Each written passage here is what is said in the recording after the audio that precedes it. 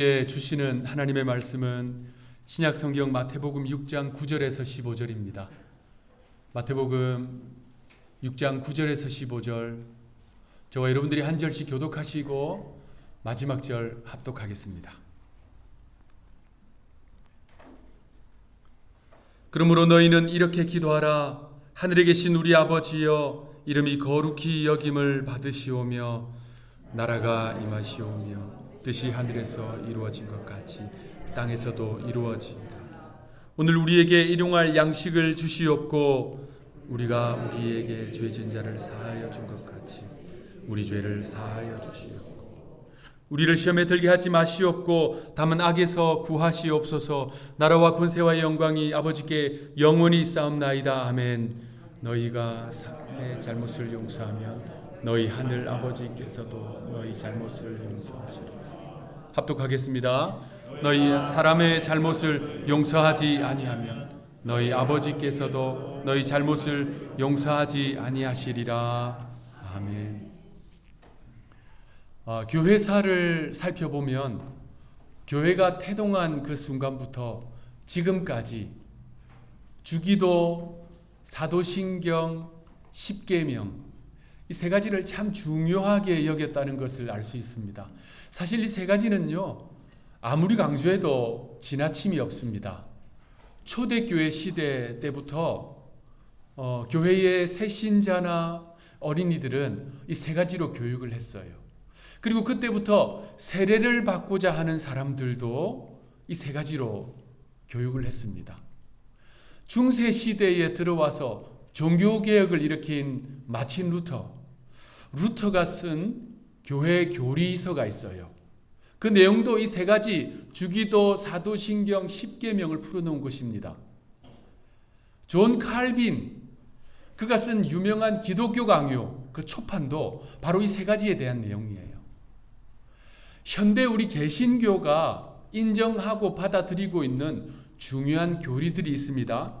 하이델베르크 교리 또는 웨스트민스터 소요리 문답, 대요리 문답, 이것도 마찬가지로 주기도와 사도신경과 십계명을 풀어놓은 거예요.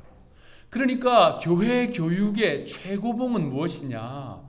다른 많은 신학적인 내용들보다 먼저 이 주기도, 사도신경, 십계명을 제대로 아는 것이 바로 교회의 전통입니다. 초대교회 시대 때 그 시대에 쓰여진 고대 문헌이 있어요. 그럼 벌써 2000년 된 거잖아요. 그 책의 이름이 디다케입니다. 그리스 말로 디다케는 가르침이라는 뜻이거든요. 그러니까 성경을 연구하기 위해서는, 특히 신약 복음서를 연구하려면 이 디다케를 꼭 참고하는 것이 필요합니다. 이 디다케를 누가 썼느냐, 현재까지 정확하게 밝혀진 바는 없지만 우리가 통상 확인한 바로는 12사도가 이방인들에게 교회 생활, 신앙 생활을 가르쳐 주기 위해 썼다라고 알려져 있어요. 그래서 문체를 보면요, 이게 신약 성경이 기록되던 그리스 문체와 비슷하게 쓰여진 것을 알 수 있어요. 그러니까 약 2000년 된 문헌입니다. 그리스 말로 쓰여져 있는데 감사한 것은 한국어로 번역되어 있어서 우리가 읽을 수 있어요. 바로 이 책입니다. 제목이 디다케, 이방인들에게 주시는 12사도를 통한 주님의 가르침이에요. 그래서 이 책을 읽어보면 초대교회 시대에 교회가, 사도들이, 그리고 목회자들이 성도들에게 어떠한 신앙생활을 가르쳤는지 알 수 있어요. 그리고 초대교회 성도들이 어떻게 믿음 생활을 했는지를 엿볼 수 있습니다. 여러 중요한 내용들이 나오는데 그 가운데 여기에 주기도에 대한 내용이 나와요. 주기도문이 싹 쓰여져 있고 이렇게 가르쳤어요. 여러분들은 이 기도문을 하루에 3번씩 기도하십시오. 그러니까 초대교회 성도들은 이 주기도로 적어도 하루에 3번은 기도를 했다는 말입니다. 주기도, 사도신경, 십계명, 이 중요한 세 가지를 중요하게 여기는 교회의 전통, 그 전통을 그대로 이어받은 교회가 바로 한국교회입니다. 여러분, 한국교회가 공적으로 사용하는 성경책 찬송가 속표지에 뭐가 인쇄되어 있지요? 주기도, 사도신경, 십계명이 인쇄되어 있습니다. 이렇게 인쇄되어 있는 교회, 세계교회는 한국교회가 유일해요. 한국교회, 한인교회, 통칭 한국교회. 우리는 이걸 이렇게 중요하게 여기고 있습니다. 그렇게 또 한국교회가 세계교회에 영향을 준 게 있어요. 바로 기도입니다. 여러분, 한국교회, 한인교회, 이 한국교회는 기도를 많이 하는 것으로 세계교회의 정평이 나 있습니다. 한국교회만의 기도 전통, 어떤 게 있을까요? 새벽 기도, 철야 기도, 릴레이 기도, 산 기도, 통성 기도, 이거 다 한국교회의 기도 전통입니다. 그러니까 한국교회 성도들은 기도 생활을 참 많이 한다고 보시면 돼요. 여러분, 새벽 기도 성경에 나와요.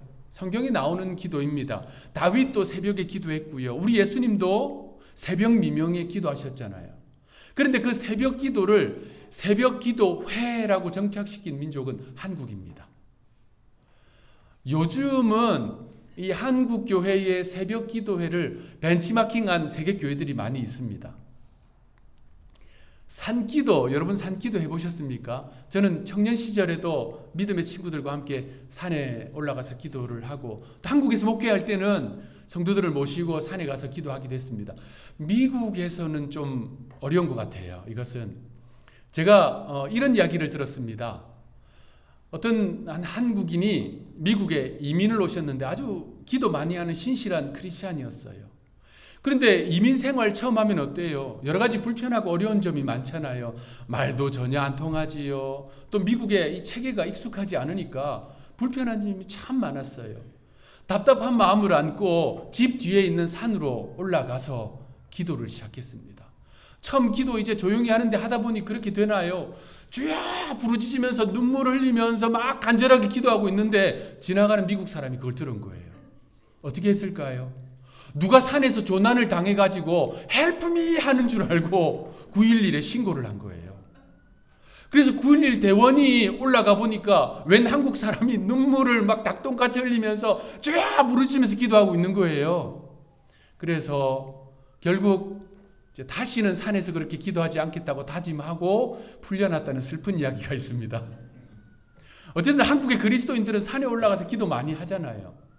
그리고 통성기도, 이것도 한국의 기도 전통이거든요. 한국 그리스도인들의 통성기도가 영어권, 또 미국의 예식서에는요, 예배 예식서에는 그대로 통성기도라고 나와요. 통성, T-O-N-G, S-E-O-N-G, prayer, 통성 prayer로 표현되어 있습니다. 어떤 경우에는 Korean prayer라고 되어 있기도 합니다. 그러니까 한국 사람들은 기도에 친근하고 익숙하고 기도를 열심히 하는 교회인 것이지요. 한국 교회만큼 기도 많이 하는 민족이 또 있습니다. 유대인들이지요. 유대인들은 기도의 민족입니다. 어릴 때부터 기도에 익숙해지도록 교육을 해요. 유대인들은 이렇게 가르칩니다. 누구든지 기도하지 않는 자는 필시 짐승과 다를 바 없다. 엄청 센 표현이지요. 그렇게 가르치고 있습니다. 그들은 최소 하루에 3번씩 기도합니다. 하루에 3번씩 열심히 기도하는데 도대체 어떤 내용으로 기도할까요? 그들이 그때 하는 다양한 기도가 있을 수 있지만 꼭 하는 기도가 있습니다. 그게 바로 18가지의 축복 기도문입니다. 축복 기도문이 있는데 그 제목이 18가지의 축복 기도문이에요. 제가 그 내용을 싹 봤는데 아주 성경적인 내용입니다. 물론 구약 중심으로 되어 있지만 성경적인 내용이에요. 그 18가지 축복 기도문은요, 유대 전승에 따르면 예수님이 탄생하시기 벌써 수백 년 전 바벨론 포로 시대에 그때 활동했던 학사 에스라, 다니엘, 에스겔, 느헤미야, 그러니까 지도층에 있었던 사람들이잖아요. 예언자들, 또 정치 지도자들, 또 제사장 가문, 그들이 모여서 하나씩 하나씩 모아서 만들어진 게 바로 이 18가지 축복 기도문입니다. 그들은요, 그것으로 열심히 기도를 하는데, 그것이 이제 구전으로 전해 내려오다가 유대교 기도 책자가 있습니다. 그 안에 기록되어 있는데요. 자, 그러면 예수님과 제자들은 그 기도에 익숙했을까요? 당연하지요. 예수님 시대에도 이미 이 기도로 기도하고 있었어요. 하루 3번 기도를 했는데 그 전통대로 다니엘이 3번 기도했잖아요. 신약 시대에도 사도 베드로도 하루 3번 기도했잖아요. 그들이 다른 내용으로 기도했겠지만 꼭 이 내용으로 기도를 했던 것입니다. 예수님도 이 기도에 익숙하고 사도들도 이 기도에 익숙하지요. 이 기도가 지금은 19가지 축복 기도문으로 되어 있어요. 세월이 지나면서 하나가 추가됐습니다. 그래도 여전히 18가지 축복 기도문으로 부르고 있어요. 다른 이름이 하나 더 있습니다. 아미다 기도라고 불러요. 아미다라고 하는 말은 서서라는 뜻이에요. 이 기도는 꼭 서서 하기 때문에 아미다 기도라고 부릅니다. 어떻게 서서 하느냐? 예루살렘 성전이 있는 방향으로 서서 기도합니다. 왜냐하면 솔로몬이 처음 성전을 지을 때 하나님 앞에 그렇게 기도했거든요.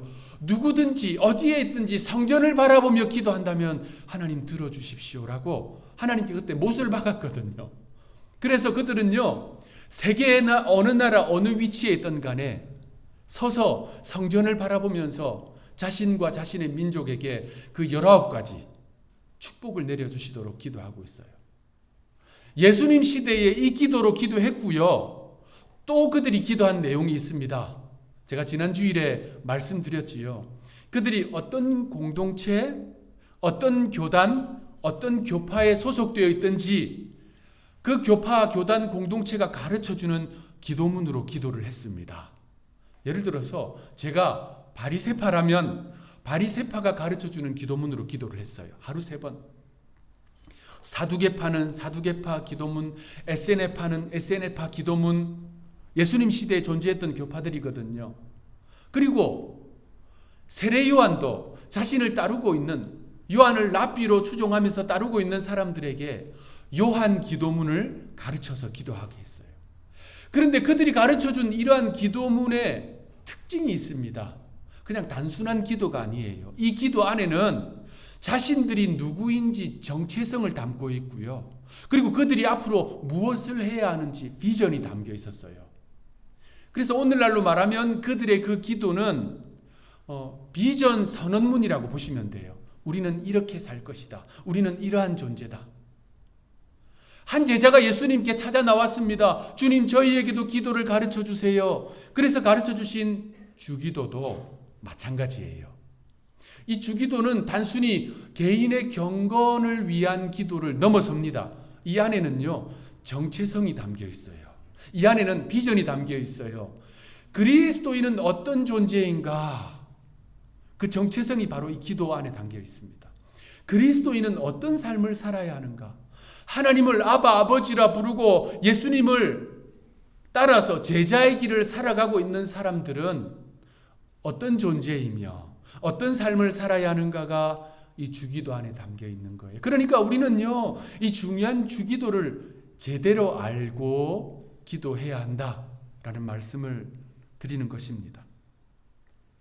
주기도에 담겨 있는 6가지 간구의 내용, 그 중에 첫 번째를 지난주일에 살펴보았습니다. 하나님의 이름이 거룩히 여김을 받으시오며, 이 기도는 지금 그 기도를 하고 있는 사람이 하나님의 이름이 거룩히 여김을 받으시오며 하나님의 이름이 영광 받으시오며 그렇게 되기를 제가 그렇게 살겠습니다 라고 하는 각오와 결단이 담겨 있는 기도라고 했습니다. 오늘은 2번째, 3번째 간구를 살펴볼 것인데요. 그 내용이 오늘 본문 10절에 나옵니다. 우리 10절 합독하겠습니다. 시작. 나라가 임하시오며 뜻이 하늘에서 이루어진 것 같이 이루어지이다. 아멘. 하나님의 나라가 임하시옵소서, 하나님의 뜻이 이 땅에서 이루어지기를 원합니다 라고 하는 간구이지요. 자, 제가 한 사람을 소개해 드릴 테니까 여러분 누구인지 한번 맞춰보세요. 사람들은 그를 평화의 왕이라고 불렀어요. 사람들은 그를 세상의 구원자라고 불렀습니다. 사람들은 그를 신의 아들, Son of God 이라고 불렀어요. 누구죠? 예, 정답이 그거면 좋겠는데 정답이 그게 아니에요. 그 사람은 누구냐면 로마 제국의 첫 황제 옥타비아누스입니다. 사진을 한번 보여주시면요. 멋있게 생겼지요. 옥타비아누스를 표현한 동상입니다. 머리는 그가 살아있던 시대에 만들어졌어요.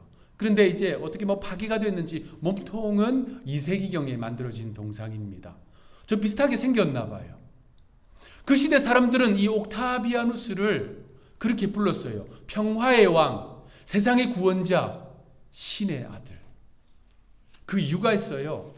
이 옥타비아누스는 그 시대에 오랫동안 지속되어 있었던 로마의 내분, 내적 전쟁 아주 치열했거든요. 그 전쟁을 종식시켰어요. 로마 제국을 통일했습니다. 그래서 사람들은 그를 평화의 왕이라고 불렀어요. 왜냐하면 그 시대에 소위 로마의 평화가 시작되었거든요. 그리고 옥타비아누스는요, 건설을 많이 했습니다. 특히 도로를 깔았어요. 로마라고 하는 그 반도 안은 물론 지중해 연안의 수많은 나라에 로마식 길을 닦았습니다. 그래서 사람들은 그를 그렇게 불렀어요. 그는 세상의 구원자다. 더군다나 그는요, 자기 스스로를 신의 아들로 말했습니다. 제우스의 아들이 아폴론이거든요. 아폴론도 신격화가 되었잖아요. 헬라 신화에. 자신은요, 아폴론의 아들이라고 말했어요. 사람들은 그를 위해서 동상을 만들었습니다. 사람들을 그를 추앙했어요. 그 시대 원로원은 귀족들로 중심된 그 원로원, 이 로마를 다스리던 기관이었잖아요. 원로원은 옥타비아누스를 높였어요. 그의 공로를 높이면서 그에게 한 가지 호칭을 붙여주었습니다. 아우구스투스, 그 나라 말로 아우구스투스라는 호칭을 붙였어요. 아무에게나 붙이지 않는 호칭입니다. 위대한 자라는 뜻이에요. 그 아우구스투스 옥타비아누스, 저 사람이요, 황제로 재위 시절에 한 가지 명령을 내렸어요.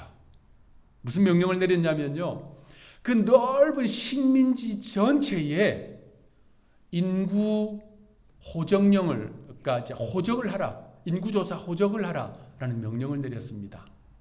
황제의 그 명령에 한 유대인 남자가 만삭의 아내를 데리고 고향 땅으로 돌아갔어요. 베들레헴으로 가서 호적을 했습니다. 그 내용이 누가복음 2장 1절에 나와요.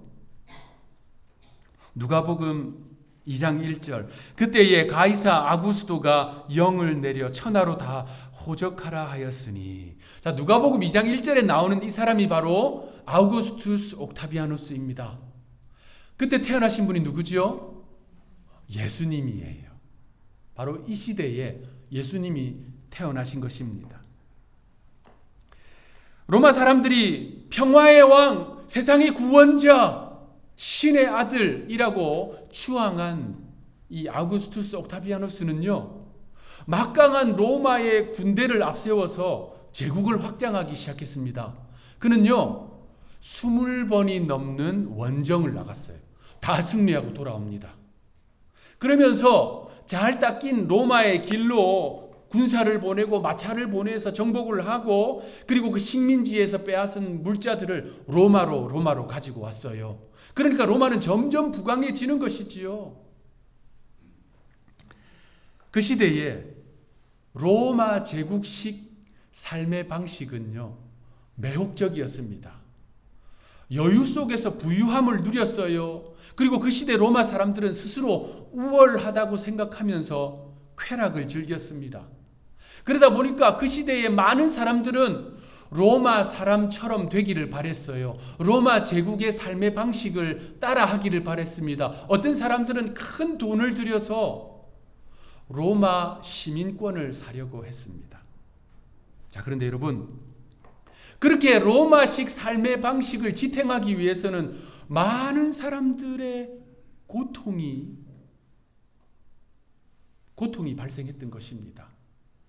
그 시대의 로마 사회는 전형적인 피라미드식 사회 구조였어요. 제일 꼭대기에 누가 있었을까요? 황제가 있었습니다. 그 바로 아래는 귀족들이 있었어요. 원로원이 있었습니다. 그 아래에는요, 로마 시민이 있었고요. 그 아래 쭉 내려가서 바닥에 누가 있냐면 식민지 백성들이 있는 거예요. 자, 그러니까 로마 사람들이 부유했다더라, 행복했다더라, 쾌락을 누렸다더라 라고 하는 것은 그 이면에 식민지 백성들이 피눈물을 흘렸다는 이야기입니다. 자, 그 시대에 힘의 논리, 폭력과 무력을 숭상하는 그 로마 제국식의 피라미드식 사회 구조 제일 바닥에 있었던 분이 누구일까요? 예수님이에요. 유대나라가 로마의 식민지였으니까 예수님은 식민지 백성입니다. 그런데 바로 그곳에서 예수님이 들고 나오신 게 뭐냐면요, 하나님 나라예요. 자, 그런데 사람들이 그 예수님을 보고 우리가 복음서를 살펴보면 알잖아요. 뭐라고 불렀습니까? 저분은 평화의 왕이시다. 저분은 세상의 구원자이시다. 저분은 신의 아들, 하나님의 아들이다 라고 부르짖기 시작했습니다. 로마 황제의 입장에서, 제국의 입장에서 그것은요, 반역이지요. 황제의 자리와 제국의 이 근간을 흔들려고 하는 반역이지요. 그런데 예수님이 부르짖은 하나님의 나라는 어떤 것입니까? 무력과 폭력을 숭상하는 로마 제국식 삶의 방식이 아니에요. 완전히 반대의 삶의 방식입니다. 우리 예수님이 이 땅에 오시고 그 나라가 시작된 것이지요. 우리 예수님은 하나님의 나라를 말씀하셨는데 복음서를 쭉 살펴보면 하나님의 나라는 두 가지로 설명할 수 있습니다. 첫 번째, 하나님의 나라는 우리가 이 땅에서 생애를 마감하고 하나님의 부르심을 받아서 입성하게 될 천국입니다. 저와 여러분은 우리의 믿음에 따라 그 천국에 입성해서 예수님을 얼굴로 만나고 먼저 간 믿음의 사람들, 사랑하는 믿음의 동지들, 동력자들을 만나게 될 것입니다. 또 하나, 하나님의 나라는 하나님의 다스리심과 통치하심입니다. 그러니까 하나님의 백성으로서 그의 다스림과 통치를 받고 있는 개인, 가정, 교회, 사회, 나라가 바로 하나님 나라인 거예요. 그래서 예수님은 바로 그 하나님 나라가 오게 해달라고 기도해라 라고 우리에게 오늘 본문에서 가르쳐 주고 계신 것입니다. 예수님은 공생의 기간 동안에 이 하나님 나라를 여러 번 말씀하셨어요. 가시는 곳마다 이 하나님의 나라를 가르쳐 주셨습니다. 그런데 그 말씀을 듣고 있는 제자들과 사람들은 오해했어요. 예수님이 말씀하시는 하나님의 나라를 로마 제국과 같은 땅의 나라, 정치 집단으로 생각을 한 거예요. 그래서 그들이 어떻게 합니까? 예수님이 군대를 일으켜서 황제를 몰아내고 눈에 보이는 땅의 왕좌를 다시 차지할 것이라 생각했습니다. 복음서를 보십시오. 제자들은 그래서 누가 더 높은 곳에 앉을 것인가, 누가 좌의정 우의정하고 영의정할 것인가, 그것 놓고 다투었던 거예요. 그런데 예수님이 말씀하시는 하나님의 나라, 그것이 아니지요. 그들이 추구하는 그러한 나라는요, 그저 로마식 삶의 방식을 연장하는 것과 다를 바가 없는 것입니다. 여러분 생각해 봅시다. 폭력의 논리, 힘의 논리가 아니라 사랑과 평화, 용서와 정의, 이것이 무슨 힘이 있을까요? 이게 무슨 능력이 있을까요? 그런데 그 가치를 마음에 품고 이 땅을 살아가는 사람들은요, 그 인생이 변화됩니다. 그들은요, 가정을, 사회를, 나라를 변화시키는 인물이 된다는 거예요. 그렇다면 그러한 하나님 나라 백성들, 그 가치를 마음에 품고 이 땅을 살아가는 하나님 나라 백성들, 하나님의 통치와 다스리심을 인정하면서 살아가는 하나님 나라 백성들은 구체적으로 어떤 삶을 살아야 할까요? 저와 여러분이 하나님 나라의 백성이라면 어떤 삶을 살아야 할까요? 그것은요, 로마 제국식 삶의 방식이나 세상의 삶의 방식이 아닙니다. 바로 이 땅을 살아가되 천국식 삶의 방식으로 살아가는 것입니다. 그것이 도대체 무엇일까요? 오늘 본문에서 예수님은 명쾌하게 가르쳐주고 계십니다. 바로 세 번째 간구입니다. 오늘 본문 10절, 뜻이 하늘에서 이루어진 것 같이 땅에서도 이루어지이다. 하나님 나라 백성들의 이 땅의 삶의 방식은요, 하나님의 뜻을 따라 사는 것입니다. 시민으로서 사회생활, 신자로서 교회생활, 그 모든 삶을 하나님의 뜻을 따라 하나님의 뜻을 좇아 살아가는 존재, 그들이 바로 하나님 나라 백성이에요. 그 나라의 왕이 예수님이라면 당연히 그 뜻을 따라 살아야겠지요. 내 뜻, 내 바람, 내 기대, 내 마음을 따라 사는 것이 아니라 하나님의 뜻, 하나님의 기대, 하나님의 마음을 따라 살아가는 존재, 그들이 바로 하나님 나라에 속한 그 나라 백성인 것입니다. 주님은요, 그것을 구하라고 우리에게 가르쳐주고 계신 것입니다. 그래서 우리가 오늘 본문에서 주님이 가르쳐주고 계시는 이 기도, 하나님 나라가 임하시옵소서, Your kingdom come 이라고 하는 이 기도는요, 바꾸어 보면 내 나라가 끝나게 해 주옵소서, My kingdom done, 이러한 기도라는 사실을 우리는 잊지 말아야 합니다. 그래서 여러분에게 묻습니다. 여러분은 이 땅에서 하나님 나라를 사십니까? 여러분의 왕국을 살고 있습니까? 말씀을 마무리하겠습니다. 사랑하는 한우리 성도 여러분, 기도는 때로는 상황을 변화시키기도 합니다. 능력의 하나님은 우리의 기도를 들으시고 우리의 상황을 바꾸시기도 하세요. 그런데 그것보다 앞서서 기도자를 변화시키십니다. 그래서 그 기도자가 로마 제국식 삶의 방식이 통하고 세상의 삶의 방식이 통하는 그 세상 한복판을 살아가도 그곳에서도 천국식 삶의 방식을 살아내는 거예요. 하나님 나라 백성으로 살아내는 것입니다. 이 땅을 살아가지만 이 땅을 하나님의 나라로 사는 사람들은 장차 영원한 하나님의 나라에도 입성하게 되는 것입니다. 그러므로 여러분에게 주어진 이 땅의 삶을 하나님의 뜻을 좇아 살아감으로 말미암아 그 나라의 백성, 존귀한 백성들이 되시기를 구주 예수님의 이름으로 축원합니다. 기도하겠습니다. 하나님, 우리는 이 땅에서 하나님 나라 백성으로 천국식 삶의 방식으로 살아가도록 부르심을 받은 하나님의 자녀들인 줄로 믿습니다. 그 삶은 나의 뜻, 나의 바람, 나의 욕망, 내 생각을 따라 사는 것이 아니라 하나님의 뜻을 좇아 살아가는 것인 줄로 믿습니다. 그러므로 내일부터 우리가 그 삶을 살아갈 수 있도록 성령 하나님 저희를 붙잡아 주옵소서, 감동 주시고 은혜 주시옵소서. 하늘의 성도들은 하나님 나라 백성으로 Your kingdom come, My kingdom done, 이것을 마음으로 입술로 부르짖고 고백할 수 있는 성숙한 주님의 백성들 되게 하여 주옵소서. 감사하옵고 구주 예수님의 이름으로 기도하옵나이다. 아멘.